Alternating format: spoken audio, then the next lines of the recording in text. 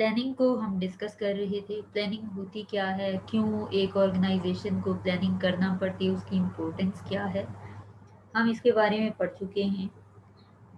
आज हम प्लान और गोल्स को डिस्कस करेंगे, कैसे गोल सेटिंग की जाती है, उनका प्रोसेस क्या होता है उसमें, या जो मैनेजमेंट की हायरार्की है उसमें कौन से लेवल पे किस टाइप की प्लानिंग की जाती है और किस टाइप के गोल सेट किए जा रहे हैं। प्लानिंग की जब बात करते हैं तो इसमें यूजुअली दो एलिमेंट्स होते हैं, गोल्स और प्लान्स। अब ये हैं क्या चीज़ें? गोल्स को ऑब्जेक्टिव्स भी कहा जाता है, या एज अ ले पर्सन हम कॉमन लैंग्वेज में इनको टारगेट्स भी कहते हैं। Whatever you want to achieve is your goal. अगर आप चाहते हैं कि आप अच्छी जॉब अवेल करें, दैट इज़ योर गोल। अगर आप एक अच्छे ह्यूमन बीइंग बनना चाहते हैं, again that is your goal. अगर आप दुनियावी मामलात को अच्छे से मैनेज करना चाहते हैं, दैट इज़ योर गोल। अगर आप मोस्ट इन्फ्लुएंशियल पर्सन बनना चाहते हैं, या आप बहुत ज़्यादा सोशल बनना चाहते हैं, आप चाहते हैं कि हर एक से बना के रखें, अगेन वो आपका गोल है या ऑब्जेक्टिव है जिसके लिए आप कोशिशें कर रहे होते हैं। तो desired outcomes for individuals, groups और इंटायर ऑर्गेनाइजेशन, इसको कहते हैं गोल या ऑब्जेक्टिव। गोल या ऑब्जेक्टिव में एक माइनर सा डिफरेंस है कि जब हम कहते हैं कि 1 साल के बाद मैं ये करूँगा, या I will be in that particular position, वो गोल हो गया। अब उसके लिए जैसे, या आप अज्यूम करें कि आप कहते हैं मैंने बीबीए की डिग्री लेनी है जिसमें एटलीस्ट मेरा सीजीपीए 3.5 होना चाहिए, या 3.5 मेरा टारगेट है, ये आपका गोल है। उस गोल के लिए you need to set your objectives कि पर सेमेस्टर मेरा कम से कम इतना सीजीपीए, जो जीपीए है सेमेस्टर जीपीए, वो इतना होना चाहिए ताकि मैं अपना जो वो गोल है, जो 3.5 वाला, डिग्री के एंड में जो मेरा सीजीपीए बनेगा वो बन सके। तो जब हम लॉन्ग टर्म टारगेट्स को शॉर्ट टर्म टारगेट्स में कन्वर्ट करते हैं, उसको हम ऑब्जेक्टिव कहते हैं। तो ये इनमें एक माइनर सा डिफरेंस है जो मैंने बता दिया। अब ये दोनों गोल्स या ऑब्जेक्टिव हैं क्या? ये डिजायर्ड आउटकम है जिसके लिए कोई भी इंडिविजुअल, कोई भी ऑर्गेनाइजेशन, कोई भी डिपार्टमेंट, कोई भी एम्प्लॉय जो है वो काम कर रहा होता है। Whatever the person want to achieve is goal. It provide direction and evaluation performance criteria. अब जो आपने अचीव करना है, जैसे टीचर आपको एक सब्जेक्ट पढ़ाता है एक सेमेस्टर में, तो टीचर का गोल क्या होगा कि इस पर्टिकुलर टाइम पीरियड में, जो कि सेमेस्टर की 32 क्लासेस हैं, उनमें मैंने ये कोर्स कवर करना है। वो हो गया गोल, वो डिज़ायर्ड आउटकम है जो कि टीचर अचीव करना चाहता है। अब इसके लिए डायरेक्शन क्या होनी चाहिए, लाया है अमल क्या होना चाहिए, ये टारगेट अचीव कैसे हो सकता है, 32 क्लासेस में जो आपका कोर्स है वो कवर कैसे हो सकता है, ये डायरेक्शन होगी कि एक क्लास में मैंने ये टॉपिक करवाना है, उसमें ये सब टॉपिक्स करवाने हैं, सेकंड क्लास में मैंने ये करना है। वो जो प्लानिंग हो रही होती है सारी, वो डायरेक्शन प्रोवाइड कर रही होती है। और इसी में जो परफॉर्मेंस इवेलुएशन क्राइटेरिया है वो गोल की बेस पे सेट किया जा रहा होता है। कैसे? कि मेरा गोल है कि कोर्स कवर करवाना है इन 32 क्लासेस, और इसमें स्टूडेंट्स की लर्निंग भी ऑफ कोर्स होगी, जिसके लिए I need to test their learning, जिसमें quizzes, assignments, mid term, final term exam हो गए। फिर ये कि इसके साथ साथ क्या जितना कोर्स मैंने प्रॉमिस किया था पढ़ाने के लिए, या मैंने अज्यूम किया था कि इतना कोर्स मैंने 32 लेक्चर्स में कवर करवाना है, उतना क्या मैंने करवाया। उसके लिए जब मैंने प्लान किया होगा कि एक क्लास में कितना कितना कोर्स होगा, तो उसमें जो परफॉर्मेंस क्राइटेरिया है या की परफॉर्मेंस इंडिकेटर्स हम कह सकते हैं, जिन बेसिस पे समवन कैन इवेलुएट और assess the performance of any employee, कि इसने ये अचीव किया, ये कुछ इसमें ज़रूरी काम जो थे वो करने थे। टीचर ने लेक्चर्स जो हैं वो डिलीवर किए हैं, यस और नो। कि लेक्चर क्वालिटी क्या थी, टीचिंग मेथोडोलॉजी क्या था। आपने ऑनलाइन स्टूडेंट का ये जो आपके टीचर्स का फीडबैक इवेलुएशन फॉर्म है वो फिल किया होगा।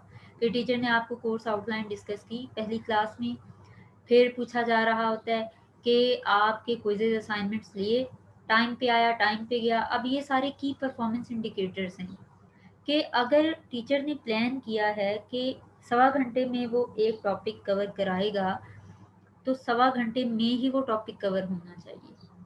अगर वो 1.25 घंटे से पहले ख़त्म हो जाता है, दैट मीन्स कि टीचर ने उसको अच्छे से इलेबोरेट नहीं किया, जितना टाइम उस टॉपिक को देना चाहिए था वो नहीं दे पाया। इसका मतलब ये हुआ कि जो लर्निंग क्वालिटी है वो डिक्रीज होगी। तो इसको अब अगर हम इम्प्लीमेंट करें ऑर्गेनाइजेशन के पॉइंट ऑफ व्यू से, तो एक ऑर्गेनाइजेशन, एक डिपार्टमेंट या एक इंडिविजुअल का जो गोल है, इंडिविजुअल एम्प्लॉय का गोल क्या होगा कि एक दिन के अंदर मैंने इतना काम करना है। वो कोई भी, जैसे एडमिशन्स आते हैं, सपोज एडमिशन के दिनों में तो टारगेट्स होते हैं कि जो भी एडमिशन को डील कर रहे होते हैं उनका टारगेट होता है कि आज के दिन में आपने कम से कम 25 से 3 स्टूडेंट्स की एनरोलमेंट करनी है। ये उनका गोल हो गया। अब उसके लिए वो क्या कुछ करेंगे, क्या स्ट्रेटेजी यूज़ कर सकते हैं, वो क्या, जो भी कुछ कर रहे होंगे वो डायरेक्शंस होंगी उनकी। वो लोगों को कन्विंस कर रहे होंगे, वो उनको, उनके लिए जो है वो साथ साथ काउंसलिंग भी कर रहे होते हैं कि आपके लिए कौन सी डिग्री ज़्यादा सूटेबल रहेगी, जितने आपके मार्क्स हैं उसकी बेस पे। क्योंकि मार्क्स आपके कहीं ना कहीं रिप्रेजेंट कर रहे होते हैं कि आपकी लर्निंग कैपेसिटी क्या है, तो आपको गाइड भी कर रहे होते हैं साथ साथ। और इसी में 30, या हम अगर टारगेट सेट करते हैं कि 30 स्टूडेंट्स की एनरोलमेंट होनी चाहिए, तो इसमें परफॉर्मेंस को इवेलुएट करने का क्राइटेरिया क्या होगा, कितने लोग आए, उनमें से कितने लोगों ने एडमिशन करवा लिया। ठीक है, तो परसेंटेज जो होगी एनरोलमेंट की, वो होगी परफॉर्मेंस इवेलुएशन क्राइटेरिया। कि 30 थे, 30 नहीं, अगर तो एटलीस्ट 25 एनरोलमेंट्स तो होनी ही चाहिए थी। वो क्या हुई हैं या कि नहीं, ये चीज़ें यहाँ पे देखी जा रही होंगी। अब इसमें अगर तो कोई 30 या 30 प्लस अगर कोई एडमिशन कर देता है तो आउटस्टैंडिंग परफॉर्मर होगा वो, और बड़े अच्छे से अपने टारगेट्स को इजीली अचीव कर पा रहा है, अपने गोल्स को। और अगर ऐसा नहीं होगा, कोई 10-15 या 5 स्टूडेंट्स की एनरोलमेंट हुई है, दैट मीन्स कि वो 5 स्टूडेंट्स की एनरोलमेंट हुई है तो पुअर परफॉर्मेंस है उसकी। क्योंकि क्राइटेरिया सेट हुआ है कि 30 स्टूडेंट्स की एनरोलमेंट आपने करनी थी, 30 में से एटलीस्ट चलो 25 से,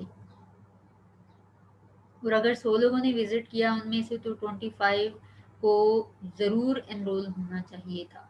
अगर नहीं हुआ, दैट मीन्स कि उस पर्सन की कैपेबिलिटी इतनी नहीं है कि वो 100 आए हुए लोगों में से 25 को भी कन्विंस कर सके। तो या तो उसको ट्रेनिंग प्रोवाइड की जाएगी, या उसको फिर हटा के उसको रिप्लेस कर दिया जाएगा किसी और कॉम्पिटेंट बंदे से जो कि ये ड्यूटी परफॉर्म कर सकता हो। तो इसलिए परफॉर्मेंस इवेल्युएशन सेट की जाती है गोल के साथ साथ। इसी तरह से हम ये इंडिविजुअल लेवल पे हो गया। आप डिपार्टमेंट लेवल पे, एक डिपार्टमेंट ने जो है वो हम सपोज प्रोडक्शन डिपार्टमेंट की एग्जांपल लेते हैं या सेल्स डिपार्टमेंट की, तो उसमें हम कहते हैं कि कम से कम इतनी प्रोडक्ट्स जो हैं वो सेल होनी चाहिए पर डे करने, पर वीक करने। मार्केटिंग एग्जेक्टिव्स जो होते हैं उनको टारगेट्स मिले होते हैं, अब वो टारगेट अचीव कर पा रहे हैं या कि नहीं। तो टारगेट बेसिकली सेट किए जाते हैं किस लिए, कि एक इंडिविजुअल को पता हो हमने क्या करना है, कैसे करना है, और एक प्रॉपर डायरेक्शन उसको मिले, और वो इधर उधर कोई आलतू फालतू काम ना करे, क्योंकि ऑर्गेनाइजेशन ने उसको सिर्फ उसी पर्पस के लिए हायर किया हुआ है, उसकी जॉब ड्यूटी है ये, जो कि उसको परफॉर्म करना होती है। अब प्लान्स क्या हैं, documents that outline how goals are to be accomplished. अब गोल तो आपने सेट कर लिया कि करना क्या है, उसको गोल की परफॉर्मेंस को किस तरीके से टेस्ट किया जा सकता है, किसी ने कैसा परफॉर्म किया, ये क्राइटेरिया भी सेट कर लिया। अब जो गोल सेट किया है उसको अचीव कैसे किया जाए, वो जो कैसे होगा, जो प्रोसीजर होगा, जो मेथड होगा टू अचीव गोल, उसको हम कहते हैं प्लान। तो ये ऑर्गेनाइजेशन में यूजुअली डॉक्यूमेंटेड होते हैं सारे प्लान, सारे तरीक़ाकार, क्योंकि समटाइम्स आप सोचें अगर तो डॉक्यूमेंट की फॉर्म में कोई रिटन डॉक्यूमेंट नहीं है कि एक टास्क को किस तरीके से कंप्लीट किया जाएगा और वो इंडिविजुअल भाग जाता है, छोड़ देता है, डेथ हो जाती है उसकी, कोई इमरजेंसी आ जाती है, तो फिर वो जो नया बंदा हायर किया जाएगा उसको फिर ज़ीरो से वो खुद से काम करना शुरू करेगा। तो उसमें फिर ऑर्गेनाइजेशन है जो अपनी गोल सेट किए होते हैं वो टाइमली अचीव नहीं हो पाते हैं। जैसे जितनी प्रोडक्शन होनी चाहिए उतनी प्रोडक्शन हो नहीं पा रही क्योंकि नया बंदा आया है तो वो अपने तरीके से काम कर रहा है, तो ये ऑर्गेनाइजेशन के लिए बहुत लॉसफुल सिचुएशन हो जाती है। ऐसी सिचुएशंस के लिए ऑर्गेनाइजेशन के अंदर हर एक काम करने का मेथड जो है वो वेल डॉक्यूमेंटेड होता है, ताकि एक बंदा अगर एब्सेंट हो भी जाए तो उसकी जगह पे इजीली कोई और बंदा आके उसी मेथड के थ्रू परफॉर्म कर सके और गोल को अचीव कर पाए।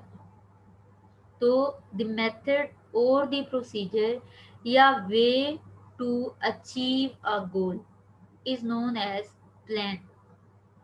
जैसे आपने यहाँ से ईद की छुट्टियां हुई आप लोगों को, तो जो इधर उधर सराउंडिंग से लोग आए हुए थे स्टूडेंट्स, उनको पता था कि हमने अगर लास्ट डे पे जाना है तो हम किस तरह से जाएंगे, क्योंकि गाड़ियों का भी शॉर्टेज होता है, रश ज़्यादा होता है, तो किस तरह से जाएंगे, दैट इज़ योर प्लान। और गोल क्या है, घर पहुंचना टाइम पे। इसके साथ साथ प्लान क्या करते हैं, describe how resources are to be allocated and establish activity schedules. अब कितने टाइम में कौन सा काम एक इंडिविजुअल करेगा और एक इंडिविजुअल कितने रिसोर्सेज ऑफ ऑर्गेनाइजेशन को यूटिलाइज करेगा, ये भी प्लान किया जा रहा होता है। अब हर ऑर्गेनाइजेशन, जैसे फैमिली सिस्टम होता है कि आपने बच्चों को अच्छी एजुकेशन दिलानी है, गोल है, प्लानिंग हो रही होती है कि 4 साल की डिग्री अगर बच्चे को करानी है तो उसके लिए पैसा कहाँ से आएगा। अब बहरिया या फिर नस्ट की फ़ी अगर घर वाले अफोर्ड नहीं कर सकते तो ऑब्वियसली वो, हर एक के पास इतने रिसोर्सेज नहीं होते हैं कि वो नस्ट की फ़ी पे कर पाए। तो फिर देखा जाएगा कि जो हमारे पास रिसोर्सेज हैं, जितना हम डिग्री पे इन्वेस्ट कर सकते हैं उस पैसे के मुताबिक, हमारी अफोर्डेबिलिटी के अकॉर्डिंग या हमारी अफोर्डेबिलिटी में कौन सी यूनिवर्सिटी की डिग्री आ सकती है, आप बच्चे को उस यूनिवर्सिटी में एनरोल करवा देंगे। तो ऑर्गेनाइजेशन भी ऐसे ही है, उसके भी रिसोर्सेज लिमिटेड होते हैं। हर ऑर्गेनाइजेशन इतनी अमीर नहीं होती है कि उसके पास अच्छा खासा कैश हो, अच्छी खासी इन्वेस्टमेंट हो। तो इसलिए ऑर्गेनाइजेशन ने अपनी बिजनेस एक्टिविटीज़ को जो है वो इनलाइन रखने के लिए, उनको कंसिस्टेंट रखने के लिए वो अपने रिसोर्सेज को इस तरह से एलोकेट करती है कि रिसोर्सेज का वेस्टेज ना हो। अब ह्यूमन रिसोर्स है, फाइनेंशियल रिसोर्स है, आपकी मशीनरी है, आपकी इवन आपका इंफ्रास्ट्रक्चर है, हर एक चीज़ वो रिसोर्स है। क्यों? क्योंकि वो आपको अपने गोल को अचीव करने में हेल्प आउट कर रही है। तो प्रॉपर एलोकेशन ऑफ रिसोर्सेज की जाती है प्लान्स में। हमारे अवेलेबल रिसोर्सेज ये हैं, इनको हम,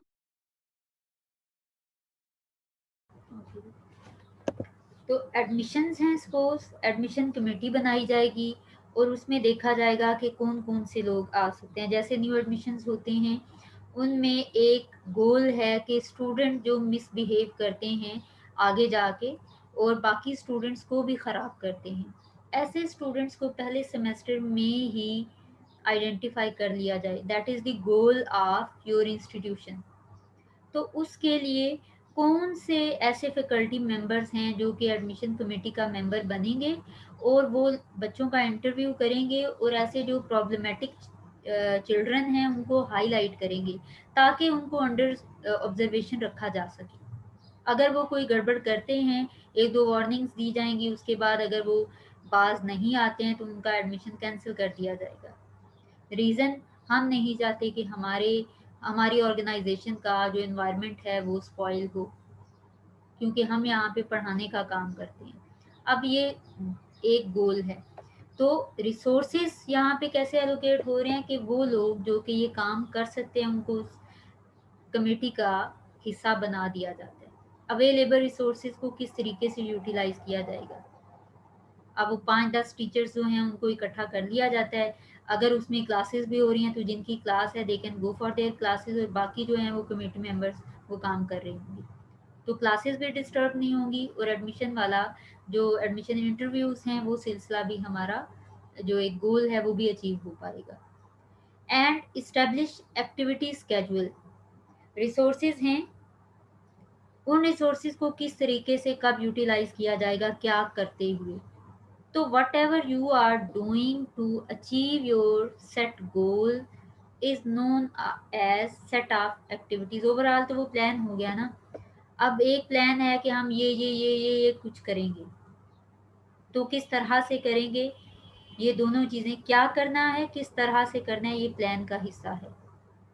तो इसमें क्या करना है वो सारी आपकी एक्टिविटीज़ आ जाएंगी, कितने टाइम में क्या करना है। जैसे प्रोडक्शन है, सपोज आप कहते हैं कि दिन के जो है वो आफ्टरनून तक सपोज या 2:30-3 बजे तक जो है हमारी फाइनल गुड जो है या फाइनल प्रोडक्ट तैयार हो जाएगी। उसके बाद वो सेकंड फेज़ में जाएगी, जिसमें कि उसकी पैकेजिंग और लेबलिंग होगी। फिर उसके बाद वो जाएगी गोदाम में या वेयर हाउस में, और वहाँ से फिर कोई वो लेके जाएगा। अब ये जो आप सारा प्लान कर रहे हैं, प्रोडक्शन डिपार्टमेंट जो प्लान कर रहा है सारा, इसमें क्या कुछ करना है, ये सारी की सारी एक्टिविटीज़ हैं, और कितने टाइम तक क्या काम हो जाना चाहिए, ये हो गया एक्टिविटी स्केड्यूल।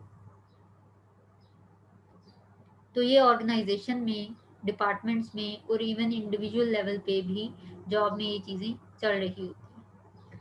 अब बारी आती है कि हमने गोल्स पढ़े क्या होते हैं, प्लान्स हम किसको कहते हैं हमने पढ़ लिया। तो क्या प्लान्स की कोई टाइप्स भी होती हैं या कि नहीं। तो ऑफ कोर्स डिफरेंट तरह के प्लान्स, डिफरेंट तरह के, पहले we need to understand types of goals, फिर उसके बाद हम प्लान्स पढ़ेंगे। गोल एक ही तरह के नहीं होते हैं।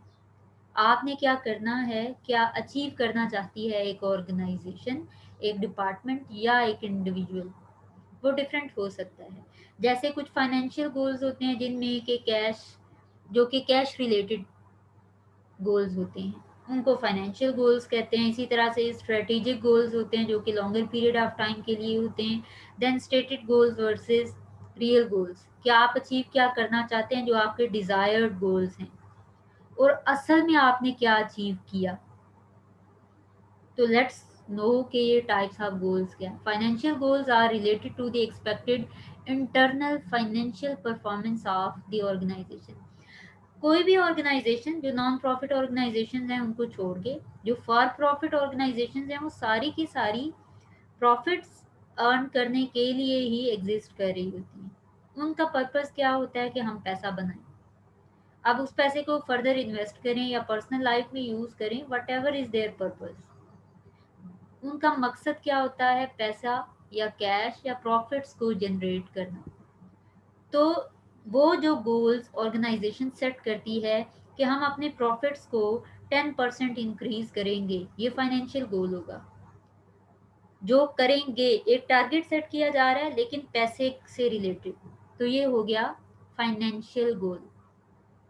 इसी तरह से अगर ऑर्गेनाइजेशन देखती है कि हमने अपनी जो कॉस्ट है उसको कम करना है, ताकि हम या हमारी जो हम ज़्यादा इन्वेस्ट करेंगे, हमने फर्दर एक इन्वेस्टमेंट करनी है, उसमें ऑफ कोर्स आपका पैसा आ रहा है, पैसा इन्वॉल्व हो रहा है, फाइनेंशियल गोल।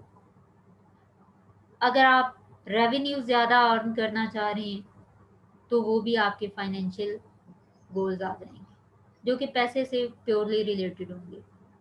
देन स्ट्रेटेजिक गोल, सेकंड टाइप है गोल की, are related to the performance of the firm relative to factors in its external environment।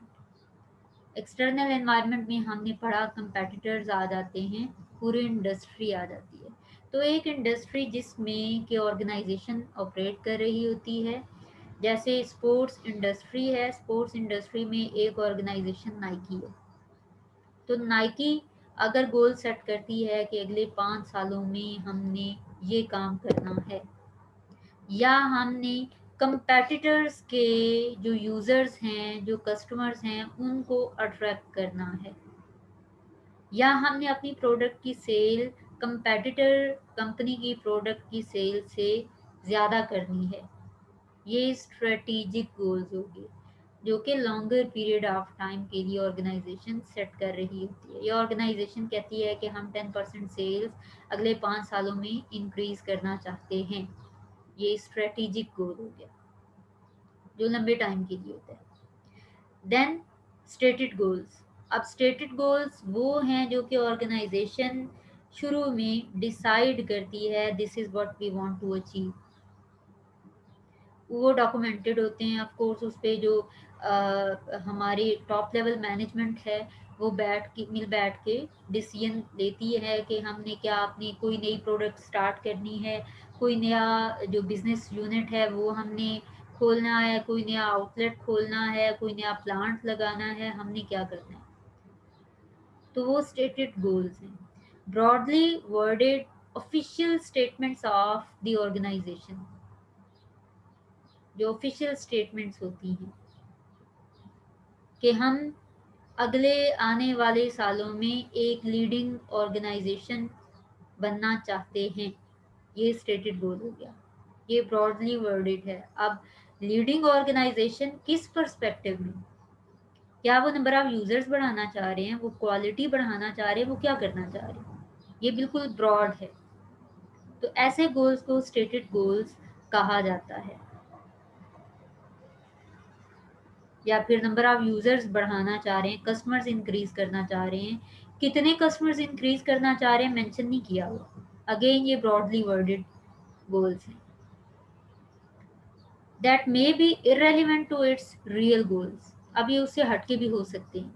कैसे कि आपकी ऑर्गेनाइजेशन प्रोडक्शन ऑर्गेनाइजेशन है, सपोज कोई भी प्रोडक्ट बनाती है। अब इसका गोल अगर ये हो कि हम सोसाइटी की वेलफेयर के लिए कुछ करना चाहते हैं, तो ये इररेलेवेंट हो भी सकता है। ऐसा नहीं है, ज़रूरी नहीं है कि स्टेटेड गोल्स ऑर्गेनाइजेशन के रियल गोल से डिफरेंट हो भी सकते हैं। मे बी का वर्ड यहाँ पे लगा हुआ है। अब रियल गोल्स कौन से होते हैं, आपने लिख दिया, आपने प्लान कर लिया, लेकिन एक्चुअली क्या होता है, due to some reason, sometimes external factors में चेंज आता है, समटाइम्स ऑर्गेनाइजेशन की अपनी जो इंटरनल बिजनेस एक्टिविटीज़ हो रही होती हैं उनके अंदर कोई गड़बड़ हो जाती है, रिसोर्सेज लिमिटेड हो जाते हैं, कोई मिसहैप हो जाता है, कोई नेचुरल डिजास्टर आ जाता है, कुछ भी। तो उस वजह से sometimes organisation is not in a position to achieve its stated goals. तो अपनी कैपेसिटी में रहते हुए जो गोल्स वो अचीव करते हैं, that is known as real goal. अब हमने गोल पे बात की, तो यहाँ पे फिर प्लान्स भी आते हैं कि फाइनेंशियल गोल्स हैं, स्टेटेड गोल्स हैं, या फिर आपके स्ट्रेटेजिक गोल्स हैं, उनको अचीव करने के लिए किस टाइप के प्लान्स बनाए जा सकते हैं। तो ब्रॉडर वे में there are 4 different categories of plans या डिफरेंट 4 टाइप्स ऑफ प्लान्स। एक breadth, then second one is time frame, specificity, और उसके बाद फ्रीक्वेंसी ऑफ यूज। एक तो ये कि आप देखते हैं कि जो रेंज ऑफ प्लान है वो क्या है, उसमें स्ट्रेटेजिक और ऑपरेशनल दो तरह की टाइप्स ऑफ प्लान इंक्लूडेड हैं। देन सेकंड टाइप है या कैटेगरी है टाइम फ्रेम की बेस पे कि कितने टाइम के लिए आपने प्लान बनाया हुआ है अपने गोल को अचीव करने के लिए। वो लॉन्ग टर्म भी हो सकता है और शॉर्ट टर्म भी हो सकता है। देन स्पेसिफिसिटी एक और टाइप है जिसकी वजह जो कि जिस तरह के प्लान्स बनाए जा सकते हैं वो डायरेक्शनल हो सकते हैं, स्पेसिफिक हो सकते हैं। स्पेसिफिसिटी कि आप पर्टिकुलरली या स्पेसिफिकली करना क्या चाहते हैं, जो बिल्कुल स्पेसिफिक होते हैं, क्लियर कट होते हैं।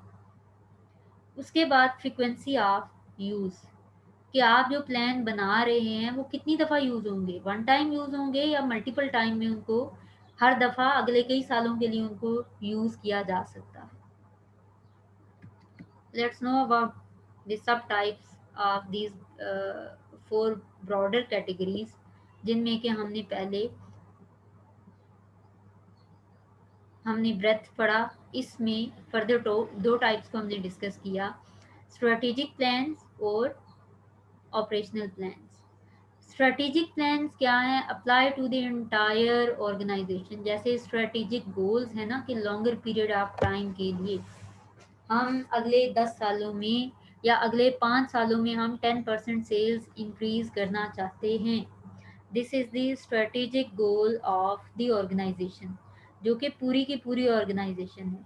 या हम पूरे की पूरी ऑर्गेनाइजेशन के में जितने भी टास्क हो रहे हैं ओवरऑल, हम कहते हैं कि ऑर्गेनाइजेशनल फंक्शनिंग को हम इम्प्रूव करना चाहते हैं, या ऑर्गेनाइजेशन के स्ट्रक्चर को या कल्चर को हम चेंज करना चाहते हैं,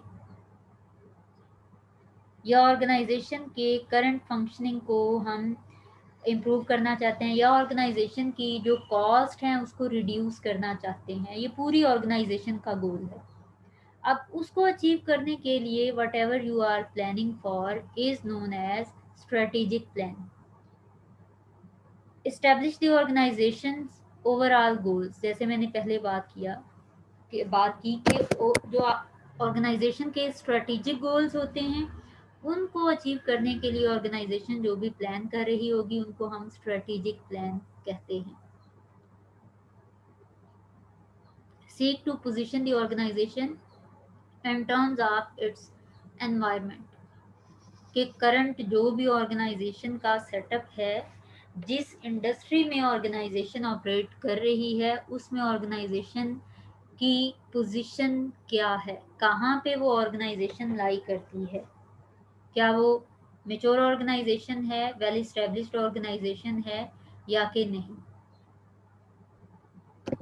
ये मालूम करने के लिए स्ट्रेटेजिक प्लान जो हैं वो यूज़फुल रहते हैं।